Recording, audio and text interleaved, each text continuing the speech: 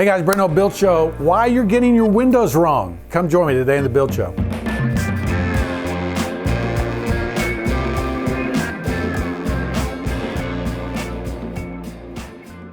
You know, there's that saying in real estate, what's the three most important things in real estate? Location, location, location.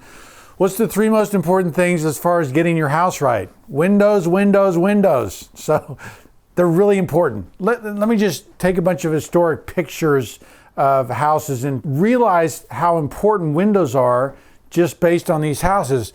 Windows sometimes, you know, I've talked to you about graduated fenestration, which is what you see on this window. There is a balance and a proportion that goes along with windows. So realize that the size of windows is very important. On this window, notice how those top windows are much more important than those bottom windows. But what they're communicating is that there's a meeting level floor, there's a library, and there's a really important space up here that is more important than that first floor level. So windows on the outside of this house are communicating size and importance. These windows are 1/1 windows, and yet because of all the decoration, because of all the stuff around them, they aren't as important, and the decoration's more important versus this window where the divided lights are very important. Do you see that? And then of course the casement window, which is the Frank Lloyd Wright house. You've got this long linear line, but notice that the individual lights are vertical pieces that lift your eye up, but they're casements. And there's an arts and crafts house. The divided light uppers with the single light lowers, very typical after turn of the century. Part of this comes from my historic preservation background where windows are everything. And because windows are so important, they define the character of the home. They're the eyes of the home. Don't poke them out. Now, remember that back when this is at Colonial Williamsburg, there's a lot of great proportions, a lot of great details in this house. But one of the important things to remember is they had to use divided light during that time because glass technology, hadn't developed to a point where they could make big sheets of windows. The reason why in the ranch period we have big sheets of windows is because we could finally make big sheets of windows. Glass technology, especially in America, was something that lagged behind, and a lot of our glasses came from France and Europe. The other thing is that, you know, speaking of France, the English typically had a double hung window. If you look at the history of windows, right, the earliest windows were casement windows.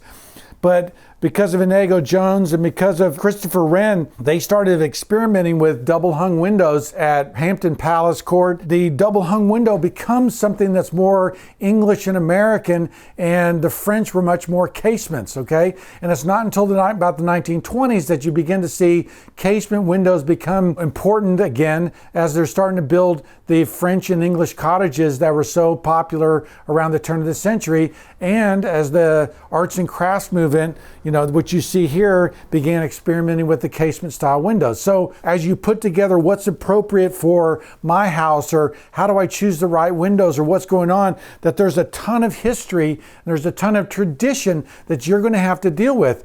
And on my Wednesday videos, when I look at a house and go, the windows, it's because they're so defining. They're such a important part of the story, the narrative of the house, that it's important that they communicate well. There's a number of things to kind of remember when you're thinking about all this. The proportion of the window, right? The proportion is very important. If you look at old Beatty Langley, they would oftentimes, in their pattern books, they would show a window with the panel, right? There would be no window in it, but they'd be showing the opening. And one of the things that you'll see is they do the circle like this and a circle like this, showing that there's this kind of 1-to-2 proportion around these windows as far as that opening size. So 1-to-2 is a very important kind of proportioning size. If you go into the arts and crafts period like these windows, typical window size is 3x5.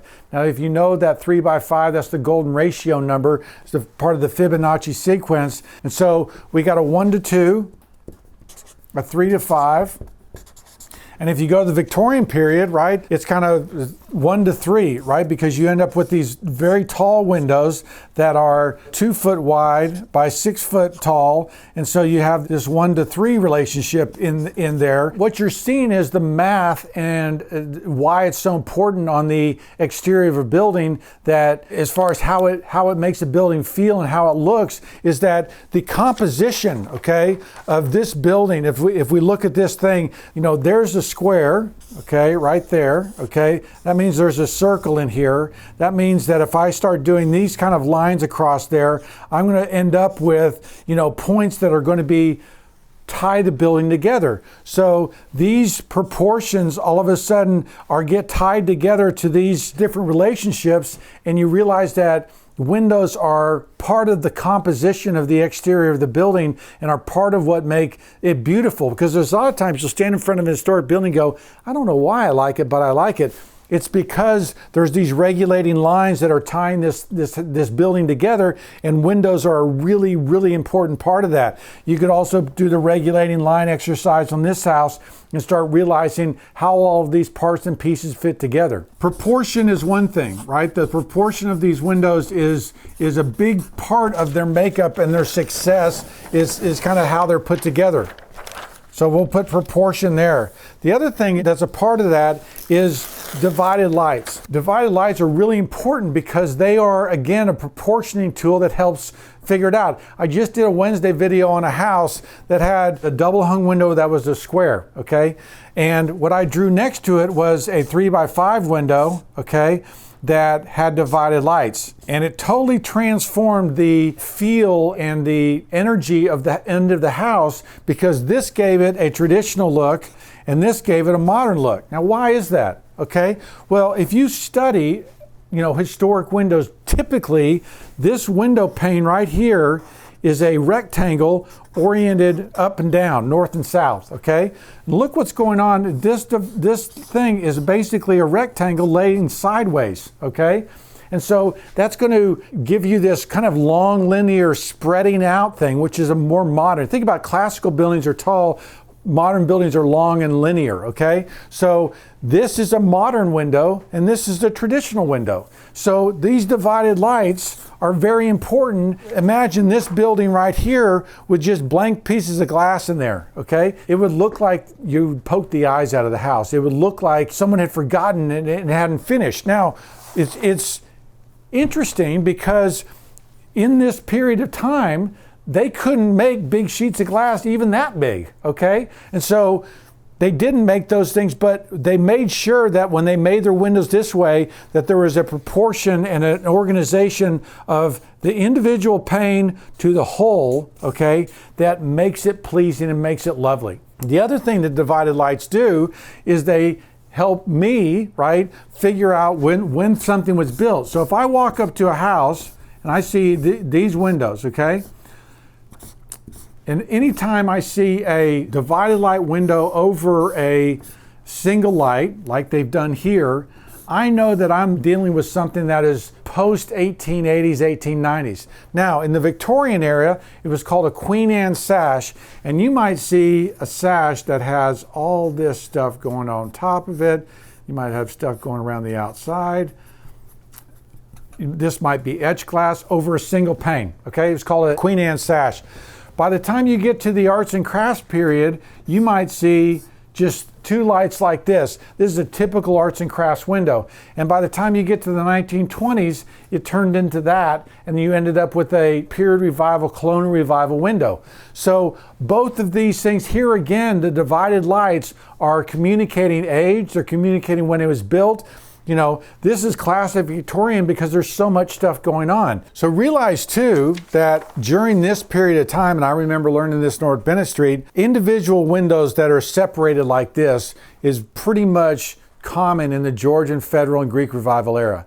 You don't start to have paired windows that are grouped together like this, okay, until late in the Victorian period. So if you go up to a colonial revival house and they have double windows, you know that it's not something that's going back to the Georgian Federal era. You know that's a colonial revival 1880s into the 1930s and 40s. Why? Because I've got to have a weight pocket in here. One of the things you'll see from my videos is it drives me crazy when these windows are paired together and they're just like this, okay? Okay, why does that bug me when there's no mull strip? Because that right there is called a mull, okay? And it's mulling the two windows together. This one does not have a mull. Basically what's happening is that window jamb and that window jamb, the windows are here, are being nailed together, okay? And so they're this close together.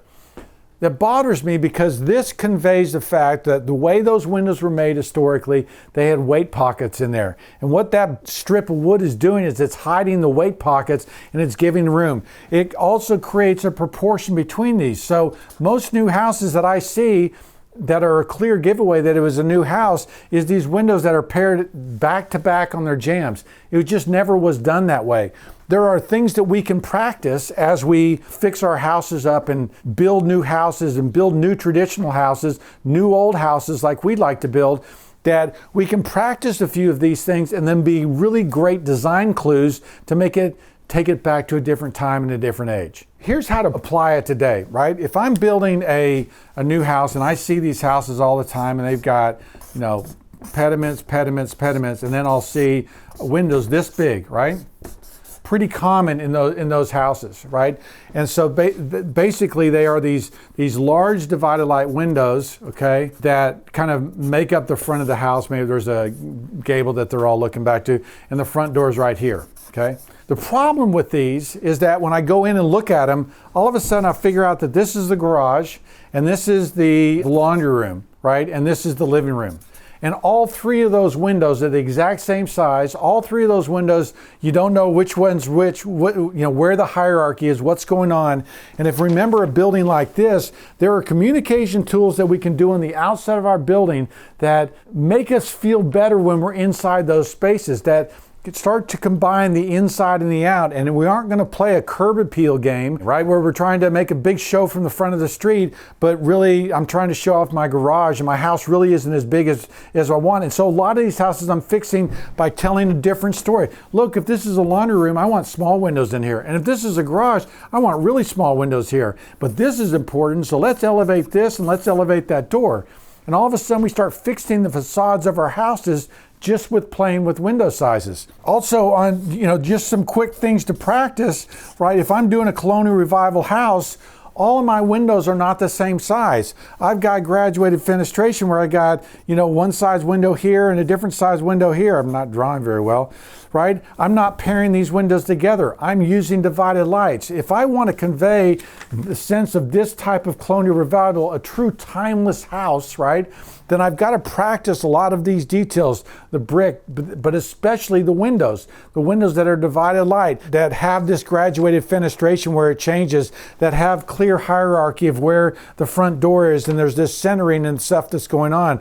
And if I start pairing windows together and mulling all these windows together, and I've got one window here and then a big window on the top, I'm losing sight of what was happening, and it's harder to sell the look of this house as a traditional house because I'm not treating the windows in the right way. So windows are huge, guys. Windows are one of those things that make or break the design of your house. And so all of those things are driven and tell a story, and your narrative, your story will be much better if you get those details right. I'm Brent Hull. Thanks for watching.